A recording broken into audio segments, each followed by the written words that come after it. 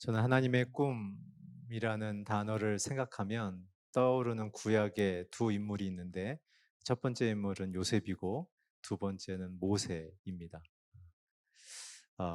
요셉은 하나님의 꿈쟁이라는 별명이 붙을 만큼 많은 우리가 설교를 들었지만, 오늘 저는 본문의 모세를 통해서 그의 인생 속에 그는 하나님의 꿈을 직접 듣거나 꿈으로 본 적은 없지만, 그가 120년의 인생을 통해서 어떻게 하나님의 꿈 앞에 사용이 되어졌는지, 오늘 사실 이 본문은 우리가 다 아는 본문이지만, 가장 그 모세가 이제 하나님의 자리로, 하나님의 꿈의 자리로 나가게 되는 굉장히 중요한 변곡점의 사건인 것이죠.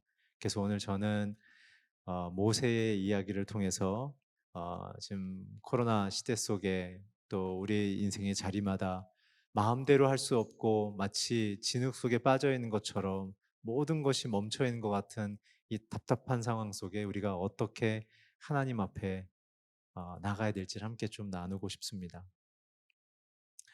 하나님은 저와 여러분을 다 창조하신 창조주이시죠.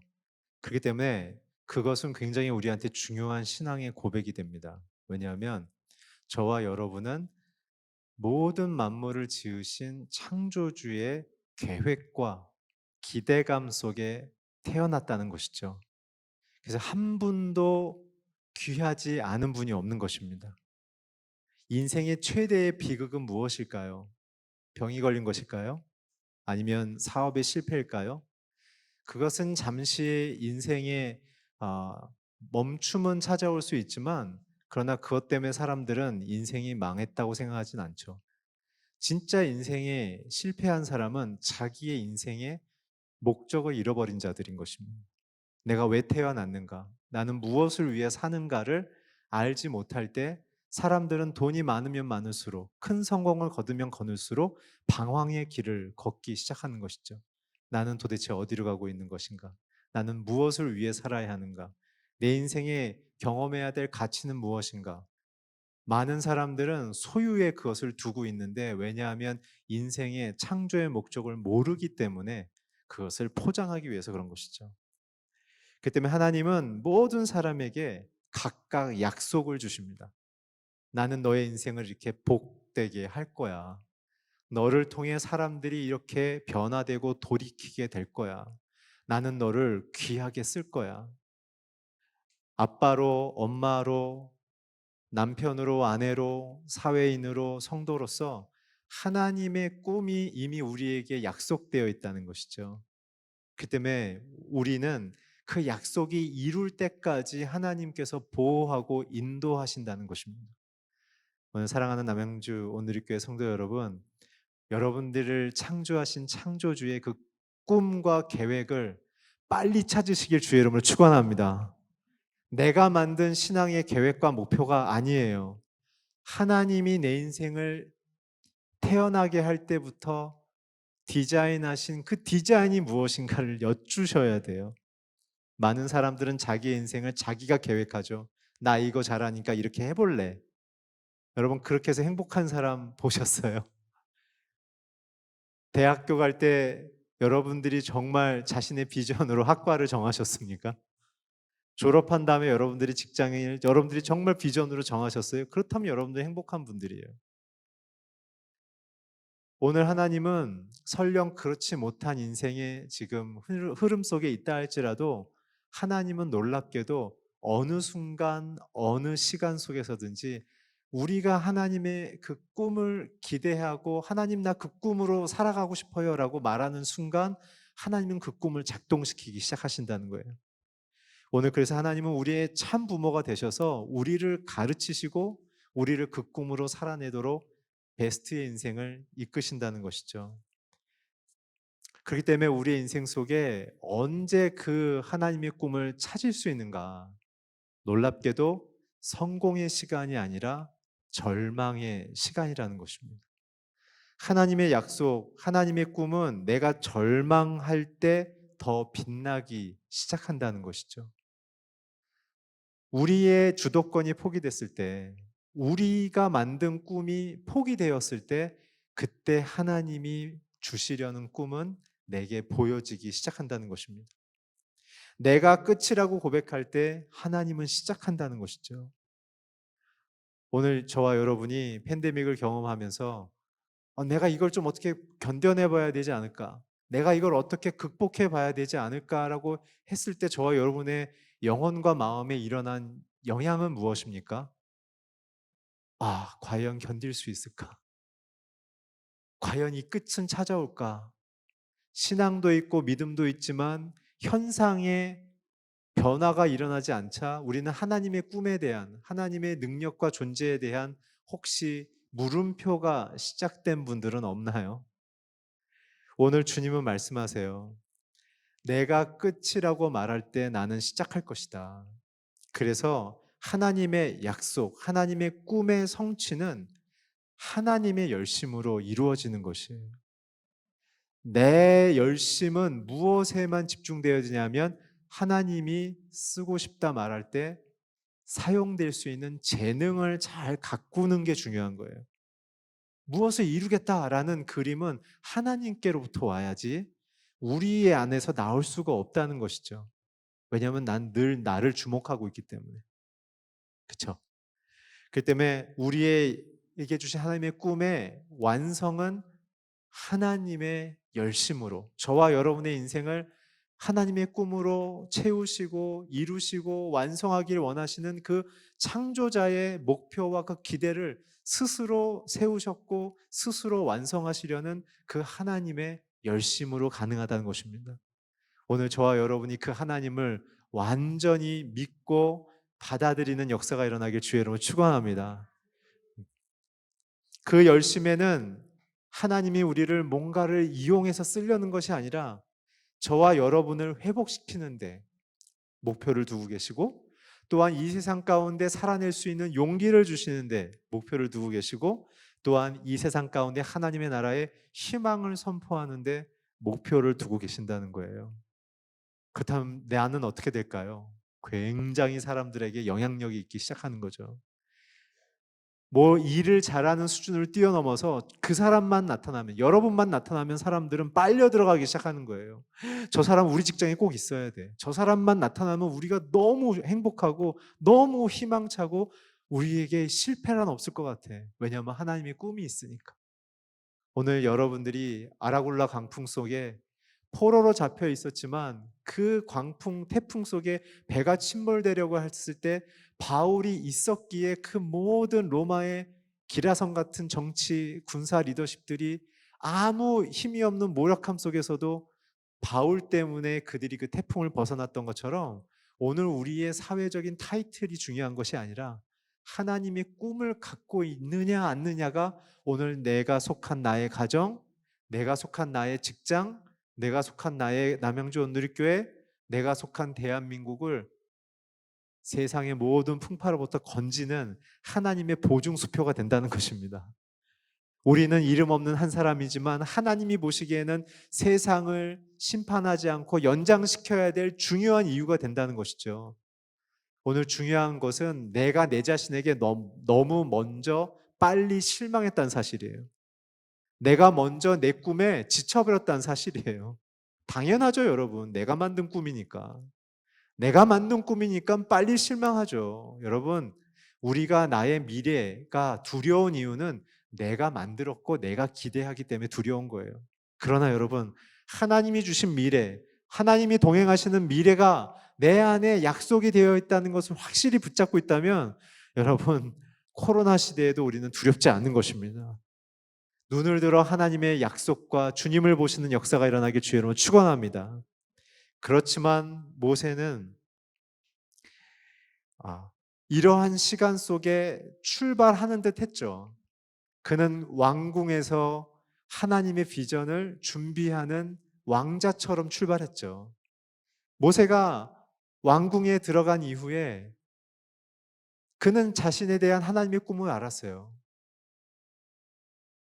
애굽에 있는 이스라엘 백성들을 탈출시키는 거였죠. 그렇죠?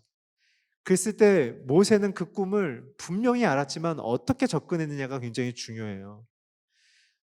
자기 스스로 해석했어요. '아, 하나님이 그래서 나를 왕자로 만들었구나. 나에게 정치적인 힘을 주셔서 이들을 건져내게 하시려고 했구나.'라고 세속적 관점으로 하나님의 계획을 본 거예요. 그래서 결국 그 모세는 어떻게 됐냐면 자기의 열심으로 하나님의 비전을 이루려고 했어요. 어떻게 해요? 그 비전을 깨달은 순간 왕궁을 떠나서 그 노예들이 사는, 자기의 동포들이 사는 그 빈민촌으로 들어가서 먹고 자기 시작했죠. 멋있잖아요. 그쵸? 왕자가 빈민촌에서 살아요. 자기 동포들 때문에. 감동적이지 않아요? 근데 하나님의 방법은 아니었어요. 감동적인 것이 하나님의 방법이 아니라 하나님이 원하시는 방법이 그 꿈을 이루는 방법인 것을 여러분 잊지 마세요. 나의 꿈에 취해서 사는 게 아니라 하나님의 원하시는 방향과 방법이 무엇인지를 아는 것이 중요한 거예요. 그래서 성경을 제가 쭉 묵상해 보니까 하나님이 사람을 통해 자신의 꿈을 이루시는 방식은 세 가지의 단계를 통해서 일어나요. 그것은 뭐냐면 첫 번째, 하나님의 비전과 목적을 사람에게 알려주세요. 놀랍죠? 내 인생의 꿈은 하늘로부터 오는 거예요, 여러분. 땅에서 나오지 않아요. 그래서 오늘 이 시간부터 여러분들의 비전과 꿈을 하나님께 물으시길 주 여러분 축원합니다. 여러분들의 자녀의 비전을 학원에서 찾는 것이 아니라 학원은 아이들의 재능을 가르치는 것이죠. 그렇지만 아이들이 살아갈 그 방향과 목표는 아이들이 하나님 앞에 무릎 꿇는 역사가 일어나야 되는 것입니다. 저는 부족하지만 저희 아이들과 토요일 밤 7시부터 8시까지 항상 같이 이렇게 성경 공부하고 기도하는 시간을 가져요. 그래서 어제부터 이 비전에 대한 기도를 시작했어요. 하나님, 우리 아무개 아무개가 이제부터 하나님의 비전을 보게 하시고 그 비전을 사랑하게 하시고 그 비전에 충만해서 살아가게 해 주십시오. 애들이 무슨 소린가? 아빠가 무슨 기도하나? 못 알아들어도 부모가 그렇게 축복하는 게 중요하다는 거예요. 그럼 애들이 머리가 열리기 시작하는 거예요. 아, 하나님께 비전을 받아야 되는구나. 두 번째 방법은 무엇이냐면요. 나의 힘을 의지하지 않도록 하나님 말씀하세요. 하나님의 힘만을 의지하도록 가르치세요. 그래서 오늘 본문처럼 이제 절망과 고난 속으로 우리를 밀어 넣으시는 거예요. 세 번째, 자신의 존재를 설명하시고 하나님이 누구이신가를 설명하시고 그리고 하나님의 영광과 능력과 구원을 그에게 먼저 맛보게 하세요. 그 비전을 통해 어떤 일이 일어날 건지를 그가 먼저 맛보게 하세요. 그렇기 때문에 여러분들에게 저에게 주시는 비전은 미리 내 인생과 영혼 속에 꿈틀거리면서 터져 나오는 거예요. 그래서 넘쳐서 사람들을 적시기 시작하는 거예요. 오늘 이 세 가지를 잘 기억하세요. 그렇지만 저와 여러분의 한계는 뭐냐면 자꾸 나의 비전을 주목해요. 내가 갖고 있는 비전이 중요하다고 생각해요. 두 번째, 내 힘, 내 방법이 굉장히 중요하다고 생각해요. 세 번째, 나의 성공에 취해 살기 시작해요. 이것과 하나님의 비전과 능력과 하나님의 성공을 우리가 어떻게 구별하며 찾아가야 될 것인가? 이제부터 함께 우리가 모세를 통해 보도록 하겠습니다. 우리 1절을 같이 읽으시겠습니다. 시작. 모세가 자기의 장인 어른인 미디안의 제사장 이드로의 양떼를 치고 있을 때였습니다. 모세가 양떼를 몰고 광야 서쪽으로 가다가 하나님의 산 호렙 이르게 됐습니다. 첫 번째 비전을 하나님이 꿈을 주시는 그 하나님은요. 나의 절망 속으로 다가오시는 하나님이세요. 나의 절망 속에서 다가오시는 하나님. 모세의 상태는 어땠습니까? 모세의 상태는 왕자에서 도망자가 됐죠. 그렇죠? 왕자에서 도망자가 됐어요. 그래서 그는 완전히 절망했어요. 아니, 나는 주님을 위해서 열심히 이뤄보려고 했고 주님의 꿈이라고 생각해서 열심히 달려왔는데 내가 왜 이렇게 모든 것을 한순간에 잃어버리고 이렇게 광야에서 양 몇 마리를 데리고 40년 동안 인제는 완전히 세상에서 잊혀진 남자가 된 것인가? 하나님, 내가 도대체 뭘 잘못했습니까? 내가 불편한 빈민촌에 살았고 왕실의 기름진 음식을 버리고 그 곰팡이 난 빵을 뜯어 먹으면서 하나님의 꿈을 향해 고생했는데 어찌하여 내가 이런 일이 일어납니까? 여러분, 진짜 하나님의 비전은요, 성공 속에 발견되지 않아요. 우리의 진짜 비전은요, 나의 절망 속에서 발견됩니다. 예수님 보세요. 예수님의 비전은 무엇이었습니까? 예수님의 비전은 죽음이었어요. 십자가 아니었어요. 예수님의 비전은 죽기 위해 오신 거예요. 그렇지만 예수님이 하신 그의 일생의 태도는 뭐였어요? 내 뜻대로 마시고 아버지의 뜻대로 하십시오.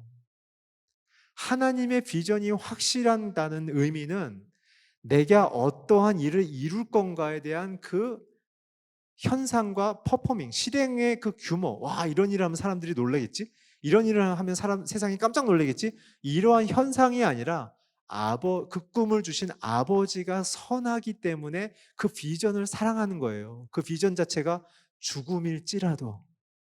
그렇지만 저와 여러분이 갖고 있는 비전은 뭐예요? 사실은 내가 어떻게 하면 더 잘날 수 있을까? 내가 어떻게 하면 조금 더 돈을 많이 확보할 수 있을까? 내가 어떻게 하면 사람들한테 좀 더 힘을 과시할 수 있을까? 혹시 아니신가요? 그게 정말 성경적인 성공이고 성공적인 하나님의 꿈인가요? 예수님의 꿈은 자신을 환영하지 않는 죄인들을 위해서 죽음을 선택한 거였어요. 그리고 아무런 찬사를 받지 않아도 그 비참한 십자가에서 하나님, 저들이 하는 죄를 알지 못하니 저들을 용서해 달라고 기도하셨던 것이죠. 하나님은 저와 여러분의 마음이 가난함 속에 다가오시는 거예요. 하나님, 내가 만든 비전, 내가 만든 꿈 아무것도 아닌 겁니다. 주님이 내 비전이고 주님이 나의 전부입니다라고 말하는 순간 하나님은 내게 꿈을 심어 주시는 거예요. 그래서 결국은 무엇인가요? 모세는 왕자에서 자기가 갖고 있는 모든 힘을 다 놓은 후에야 오늘 드디어 하나님의 꿈 앞에 설 수 있게 되는 것이에요.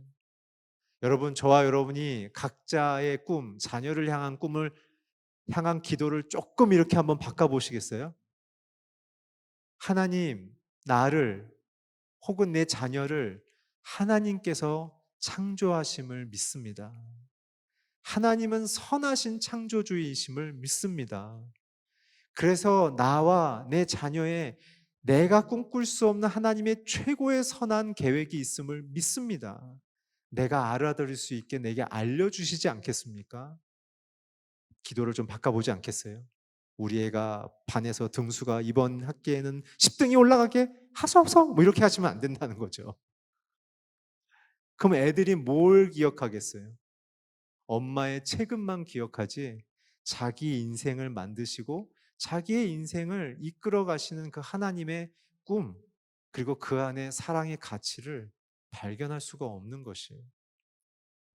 그렇기 때문에 하나님은 우리가 만든 세상이 제공한 성공의 신화, 세상이 우리에게 제시한 성공의 방법론을 전부 다 죽음처럼 내려놓는 순간 하나님의 성공론, 하나님의 성공의 모습을 보여주시는 거예요. 그래서 우리에게 하나님은 내적 가난을 위해 외적인 고난을 주세요.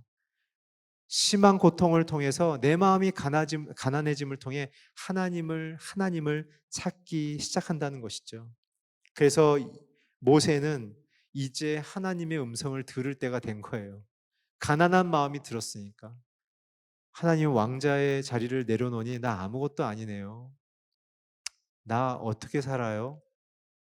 나 이제 하나님 어떻게 살아요? 뭘 위해 살아요?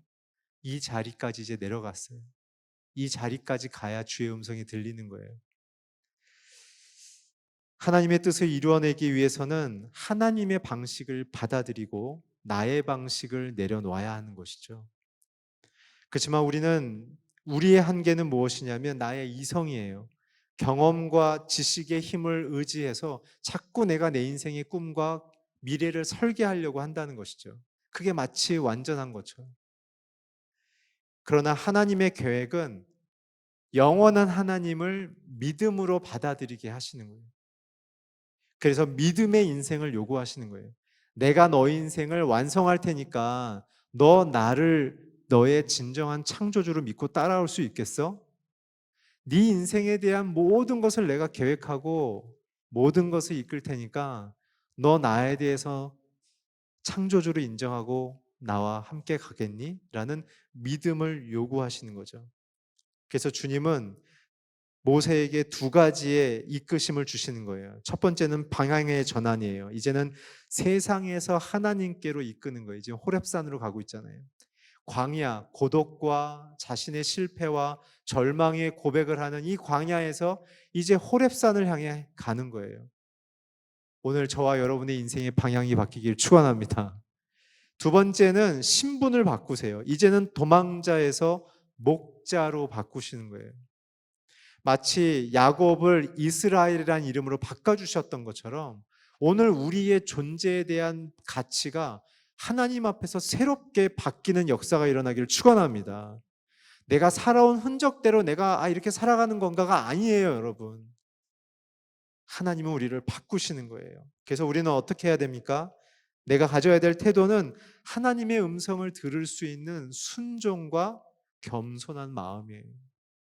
내 인생에 대해서 자꾸 내가 책임지려고 하지 마세요. 나는 하나님이 주신 시간과 재능을 정성스럽게 잘 준비하는 것은 청지기로 중요하지만 그것을 어떻게 쓰실지는 하나님의 도우심과 인도하심, 그 열어주시는 길을 따라가야 한다는 것이죠. 그래서 하나님은 더 큰 길로 주님의 시온의 대로를 우리를 이끌기 위해서 때로는 나의 계획과 가능성을 사라지게 만드세요.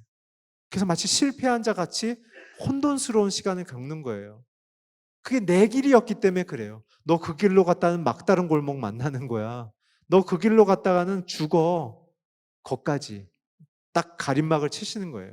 그리고 다른 문을 열어주시는 거예요. 그러니까 우리는 어떻게 해야 돼요? 항상 하나님을 주목하며 하나님의 길을 봐야겠죠.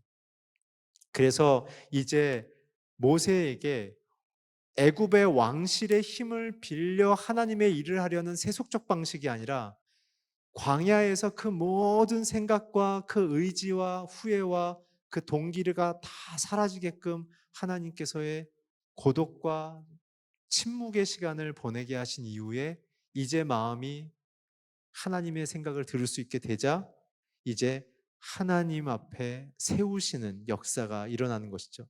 그래서 모세는 이제 고독의 광야가 아니라 하나님의 말씀이 충만한 호렙산으로 올라가는 거예요.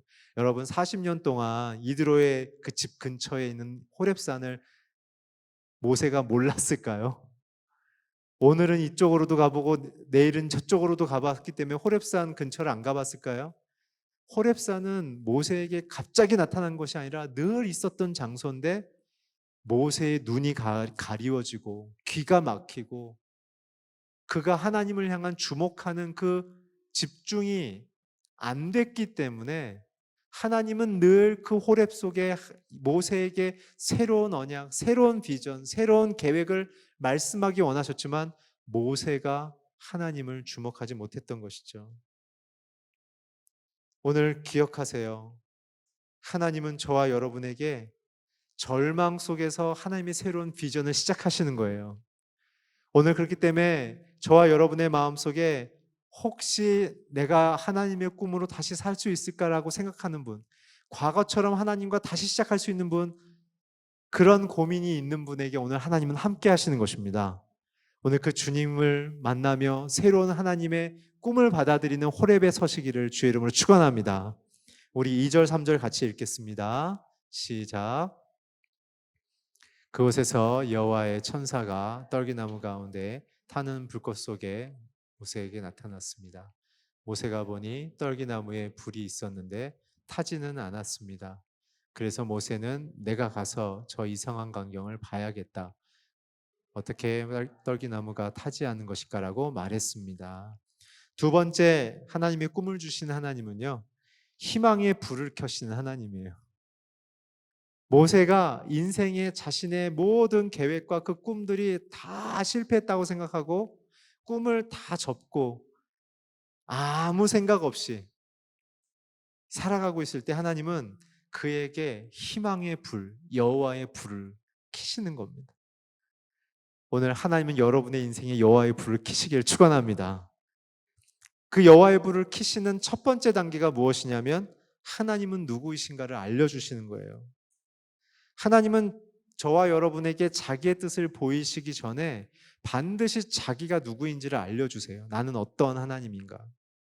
예수님도 그러셨죠. 신약에 보면 기적을 베푸신 후에 꼭 제자들에게 물으셨어요. 너희는 나를 누구라고 얘기하냐? 더러는 엘리야라고 그러고요. 더러는 선지자들이 중에 한 사람이 살아났다고 합니다. 그 너는 누구라고 나를 생각하냐? 주는 그리스도시요 살아계신 하나님의 아들이십니다. 잘했다. 오늘 하나님은 기적을 베푸시기 전에 항상 내가 하나님을 정확히 고백하게끔 만든 후에 하나님의 꿈을 주시는 거예요. 오늘 여러분들이 하나님의 꿈을 받기 원하십니까? 여러분들의 자녀가 하나님의 꿈을 받기 원하십니까? 그렇다면 내가 하나님이 누구이신지를 정확히 고백하는 그 순간 시작된다는 것을 기억하십시오. 근데 너무 재밌는 건요, 이 불이요, 너무 작은 나무에 임했어요. 여러분 하나님 정도면요 막 진짜 뭐 높이 한 60m 되는 나무에 막 불이 확 임해야 되는 거 아니에요? 아니면 뭐 구름기둥 불기둥은 나중에 나오지만 하여튼 초자연적 현상으로 막 불이 막 화염처럼 막 그 지역을 감싸고 막 이렇게 막 소가 지나가면 막 햄버거가 되고 뭐 이래야 되는 거 아니에요? 제가 너무 설교를 진지하게 해서 여러분들이 웃지 않아 가지고 지금 어떻게든 막 순발력을 발휘하고 있습니다 지금. 예. 근데 너무 놀라운 건 하나님은요. 이 떨기나무는요. 저와 여러분의 무릎 위로 올라오지 않는 너무나 낮은 덤불과 같은 나무예요. 그냥 휙 지나가면 못 볼 나무예요. 왜냐하면 광야에 너무 널려 있기 때문에. 근데 거기 너무나 흔한 나무 중에 하나에 하나님의 불이 임했어요. 이게 무슨 얘기일까요? 이 작은 나무는 약한 모세를 말하는 거예요. 이제 오롯이 하나 있는 정말 힘이 있는 권력자, 왕자가 아니라 그저 그런 평범한 사람이 됐다는 뜻이에요. 근데 너무 놀라운 것은 왕자일 때는 하나님의 불이 임하지 않았는데 실패자, 도망자가 됐을 때 하나님은 그를 상징하는 떨기나무에 불로 임하셨어요. 저는 여기 이 구절의 이 장면을 묵상할 때마다 저는 굉장히 은혜를 받아요. 어떤 구절이 떠오르냐면 고린도전서 1장 27절이에요. 그러나 하나님께서는 지혜로운 사람들을 부끄럽게 하시려고 세상의 어리석은 것들을 택하고 셨고 강한 것들을 부끄럽게 하시려고 세상의 약한 것들을 택하셨습니다. 여러분 하나님의 꿈을 받고 꿈을 이루는 사람들은요 약한 자들에게 하나님이 꿈을 주세요. 스스로 자랑하고 스스로 갖췄다고 생각하고 스스로 이만하면 됐다고 생각하는 사람에게 하나님의 비전이 임하지 않아요. 하나님 나 같은 사람도 할 수 있을까요? 하나님 나 아무것도 아닌데 내가 하나님의 뜻을 들을 수조차 있을까요? 라고 말하는 자들에게 하나님은 임하시는 거예요. 오늘 우리의 마음이 너무 하나님의 꿈 그러면서 내가 내 자신이 막 영웅처럼 돼야 될 것 같은 영적 영웅주의에 빠져 계시진 않습니까? 내가 열심히 뭘 해야 하나님이 내게 큰 비전을 줄 것 같은 자기 열광주의에 빠져 계시진 않습니까? 오늘 하나님은 고독히 외로이 양 속에서 말을 잃어버린 한 남자에게 찾아오셨어요. 그리고 그 앞에 불로 임하셨어요. 근데 저는 너무 위로가 되는 게요. 그냥 이렇게 바시락 모세를 위협하거나 모세를 기죽이시지 않는 정말 친절하고 그리고 설레는 불이었을 거라는 생각이 들어요. 근데 너무 놀라운 것은요. 그 나무를 태우면서 불이 타지 않았다는 거예요. 우리는 보통 불 그러면 자연 연소를 생각하잖아요. 공기와 산소와 어떠한 물질이 만나서 그게 산화되면서 막 발열이 일어나서 타는 것을 우리는 보통 불이라고 얘기하죠. 근데 이 장면을 가만 보면 이 떨기나무를 태우지 않고 있었던 거예요. 그건 뭘까요? 전 두 가지 생각이 들었어요. 하나님의 비전은 하나님으로만 성취되는 것이지 어떤 도움이 필요 없다는 거예요.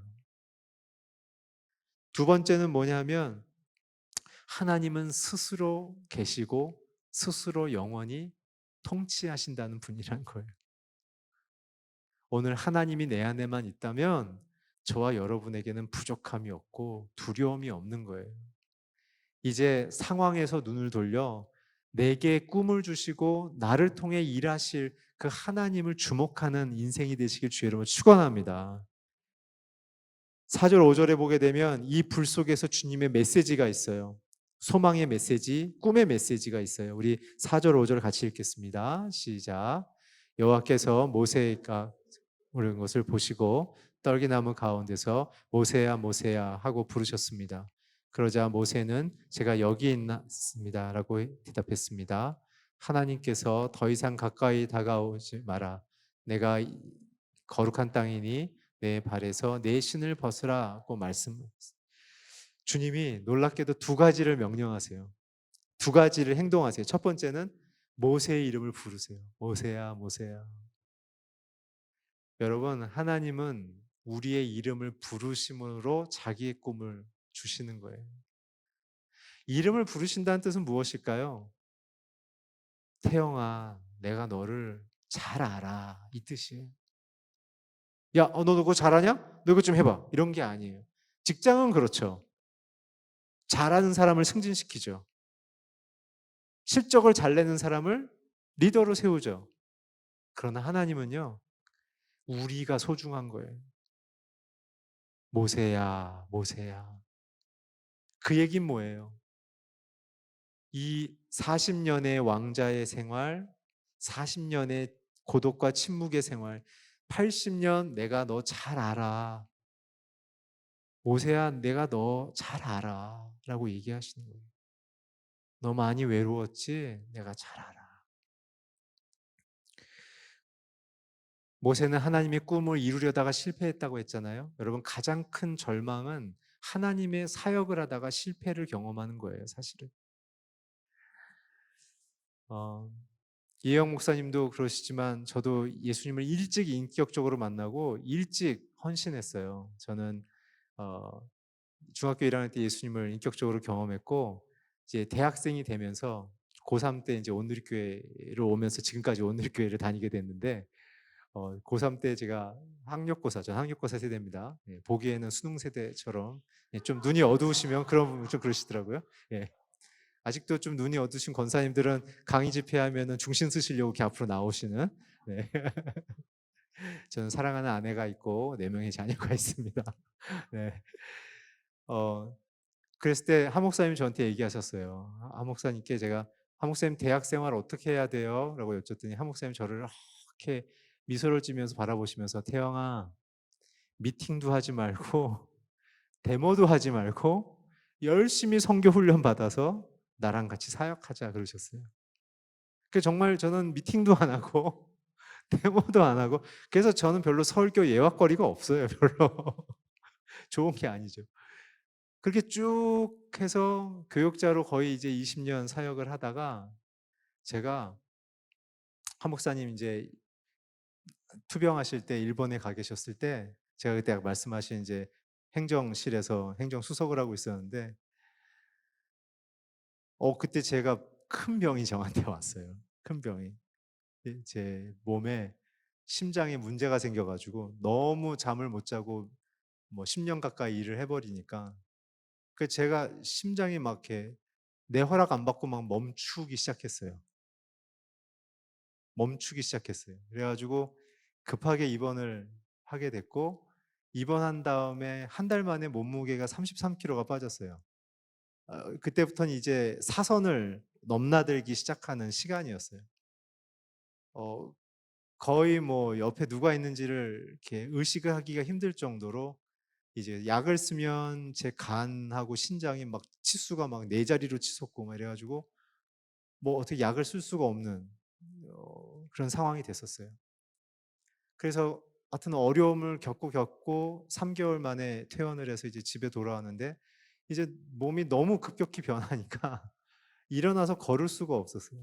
그래서 회복하는 데 총 3 년이 걸렸는데 지금은 다 좋아졌습니다. 3 년이 걸렸는데 태어나고 5개월째 되는 때 가을 햇살이 제 얼굴에 이렇게 안방에 누워 있는데 갑자기 하나님이 그 가을 햇살 속에서 제게 말씀하셨어요. "태영아 많이 힘들었지." 그 제가 뭐라 그랬게요? "아시잖아요." 그랬어요. 근데 하나님이 잠깐 가만히 계시다가 저한테 이렇게 얘기하셨어요. "태영아 내가 너와 함께했다." 제가 그 음성을 듣고 그때서 깨달았어요. '아 내가 병을 이긴 게 아니구나. 나 원래 죽었어야 되는 거구나. 하나님이 함께 하셔서 내가 그걸 견딘 거구나. 내 인생의 절망 속에 하나님이 나와 함께 하셨구나.' 그래서 하나님이 제 마음속에 주셨던 건 뭐냐면 "너에게 이제 두 번째 인생을 준다. 나와 함께 가지 않겠니?" 라고 말씀하셨어요. 저를 처음 신학교로 부르실 때도 "내가 너의 신실한 하나님 돼 줄게." 그래 놓고선 고생을 직살하게 시키시긴 했지만 그러면서 제가 또 하나님의 꿈을 갖기 시작했죠. 그 음성이 두 번째 임했어요. "내가 너의 신실한 하나님이야. 너 나와 함께 가지 않겠니?" 그래서 저는 의사들이 일상을 살 수 있을지 노력하라고 얘기했을 정도로 안 좋았었기 때문에 저는 그냥 그것이 제게는 소망이었어요. 꿈이었어요. 하나님이 원하시는 거 하겠습니다. 그리고 사람들 앞에서 앞뒤 재지 않고 주님을 중심으로 주님의 사랑을 전하겠습니다.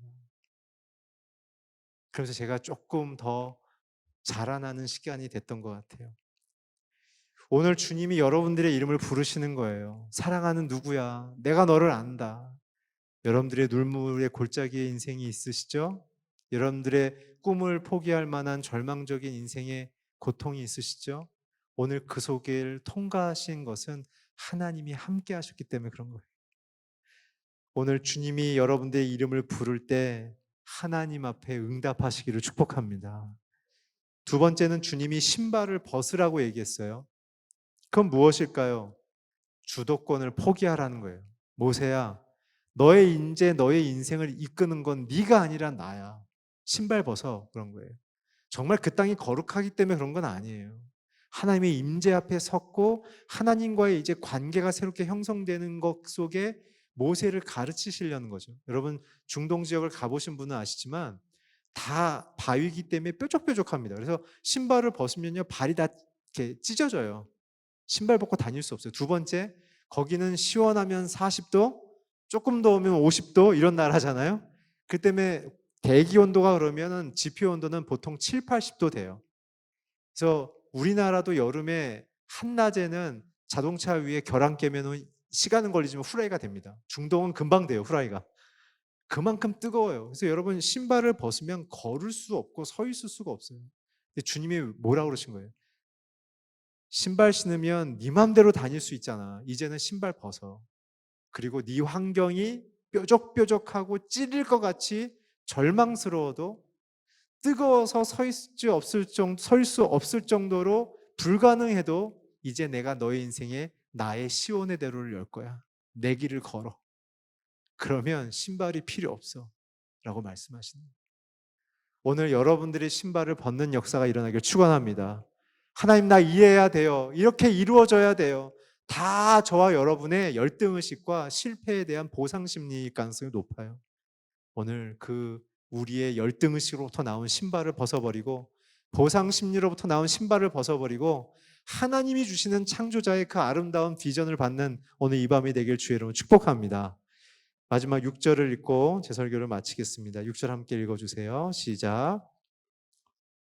그리고는 나는 내 조상의 하나님 곧 아브라함의 하나님 이삭의 하나님 야곱의 하나님이다 라고 하셨습니다. 그리고 모세는 자기 얼굴을 숨겼습니다. 모세는 하나님을 보기가 두려웠기 때문이었습니다. 마지막 세 번째는 약속을 성취하신 하나님이신 거예요. 약속을 성취하신 하나님. 왜 하나님이 모세에게 나는 아브라함의 하나님, 이삭의 하나님, 야곱의 하나님인 것을 강조했을까요? 모세의 조상인 하나님을 왜 강조했을까요? 그것은 모든 인생은 완전하신 하나님의 손에 이끌려 간다라는 것을 말씀하시는 거예요. 너의 조상들도 내가 다 이끌었던 것처럼 모세 너도 이끌 거야. 그 얘기는 뒤바꾸면 뭐예요? 모세의 하나님이 저와 여러분을 이끄신다는 거예요. 오늘 그 주님의 손을 잡지 않으시겠습니까? 오늘 내 주도권을 내놓고 주님의 주도권으로 가지 않으시겠습니까? 오늘 그 주님만이 나의 전부임을 고백하며 선포하지 않으시겠습니까? 오늘 내 꿈 때문에 여러분들은 얼마나 고통하고 마음 저리며 사셨어요. 오늘 하나님의 시간에 맡기고 하나님의 능력에 맡기고 하나님의 영광에 맡기는 오늘 이 밤이 되길 주의 이름으로 축원합니다. 절망의 모세를 이끌어서 말할 수도 없을 정도로 부끄러웠던 모세를 바로 앞에 세우시고 이제 그의 작은 음성, 부끄러운 사회적인 신분을 뛰어넘어 이제 하나님의 기적과 역사를 일으키신 하나님, 오늘 저와 여러분처럼 작은 자이고 상처 많은 자이고 늘 실패했던 자지만 오늘 하나님의 꿈에 붙들리면 하나님의 홍해가 갈라질 줄 믿습니다. 오늘 여러분들의 모든 홍해가 갈라질지어다. 모든 인생의 어둠은 물러갈지어다. 오늘 우리 함께 기도합시다. 하나님, 내게 주의 꿈을 허락하여 주시옵소서. 오늘 작은 나의 인생 속에 하나님의 불을 내려 주시옵소서. 우리 주여 한번 부르시고 기도하겠습니다. 주여.